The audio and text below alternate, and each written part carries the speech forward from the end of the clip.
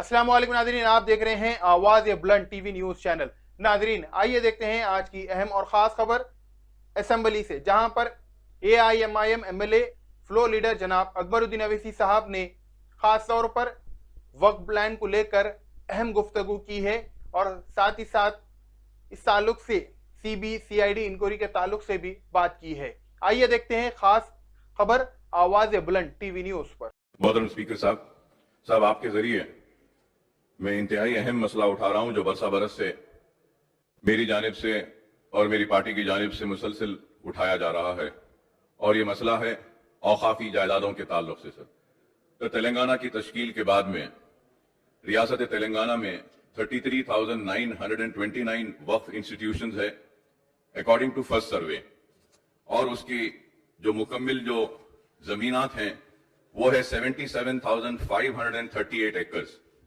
लेकिन अफसोस के साथ कहना पड़ता है कि 74% लैंड यानी कि 57,424 एकर्स पूरे एनक्रोच हो चुके हैं, पूरे कब्जे में हो चुके हैं। और अगर हम पुराने डिस्ट्रिक्ट वाइज अगर जाते हैं अजला के हिसाब से, सर 99% ऑफ वक्फ लैंड इनक्रोच्ड है। ओल्ड डिस्ट्रिक्ट ऑफ मेदक में 91%, आदिलाबाद में, रंगारेड्डी में 82%, हैदराबाद डिस्ट्रिक्ट में 68%, महबूबनगर में 27%, खम्मम में, ये नलगुंडा में और दूसरे डिस्ट्रिक्ट में 25% करीब जमीनात पूरे कब्जे हो चुके हैं।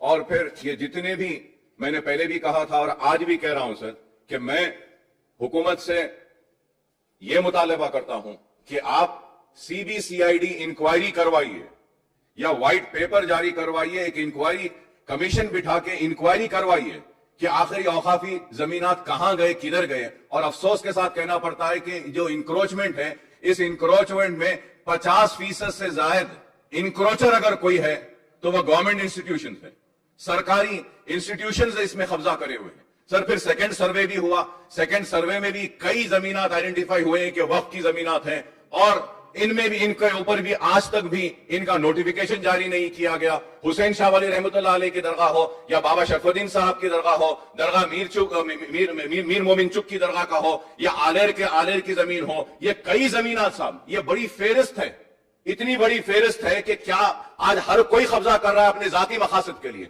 बड़े बड़े लोग इसमें मुलविस हैं साहब, और आज हम यहां खड़े रह के मुतालबा करते हैं कि अकलियतों के लिए, मुसलमानों के लिए ये दीजिए वो दीजिए। मैं कहूंगा कि वो सारी चीजों के साथ अगर हमको हमारे जमीनात दे देंगे साहब, हमारी जमीनात दे देंगे। मैं खत्म कर रहा हूं साहब, मैं मुसलसिल कह रहा हूं साहब, 25 बरस से चीख रहा हूं, चिल्ला रहा हूं और कह रहा हूं कि औकाफी जायदादें, औकाफी जायदादें, लेकिन हुकूमत के ऊपर कोई जू नहीं पड़ती है, कोई इस मसले पर संजीदगी के साथ गौर नहीं किया जाता है। वक्फ बोर्ड को लॉक किया गया, बंद किया गया, लेकिन क्या हुआ बताइए साहब। आज बड़ी बड़ी कंपनियां आ गई, मल्टीनेशनल कंपनियां आ गए, एयरपोर्ट्स आ गए हैं, लेकिन मुसलमान वहीं पर खड़ा है। मैं स्पीकर साहब आपसे पुरजोर मुतालबा करता हूं कि CBCID इंक्वायरी करवाइए, या नहीं तो मैं ये भी कहूंगा कि CBI इंक्वायरी करवाइए या फिर सिटिंग जज के जरिए इंक्वायरी करवाइए कि कितने जमीनात है, कौन कब्जेदार है और कितनी जमीन बची हुई है। जितनी जमीन बची हुई है उसको तो बचाइए। इतना अहम मसला है कि बार बार चीखने के बाद, चिल्लाने के बाद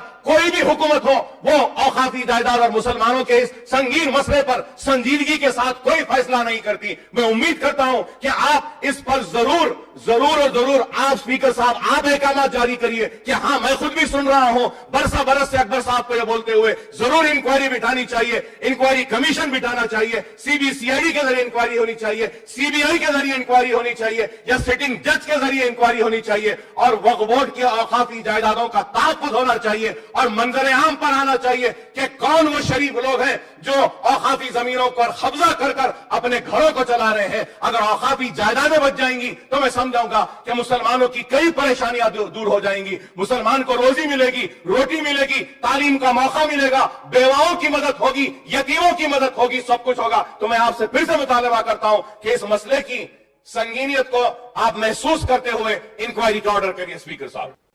వక్ఫ్ బోర్డు భూముల మీద విచారణ జరిపించాలి, మాకేం అభ్యంతరం లేదండి. ఇప్పటివరకు మేము చేసిన చర్య ఏంటంటే దేవాదాయ శాఖకు సంబంధించిన భూములు కానీ వక్ఫ్ బోర్డు భూములు కానీ గత ప్రభుత్వాల హయాంలో చాలా దారుణానికి గురైన అధ్యక్ష, అది మనందరికీ తెలుసు.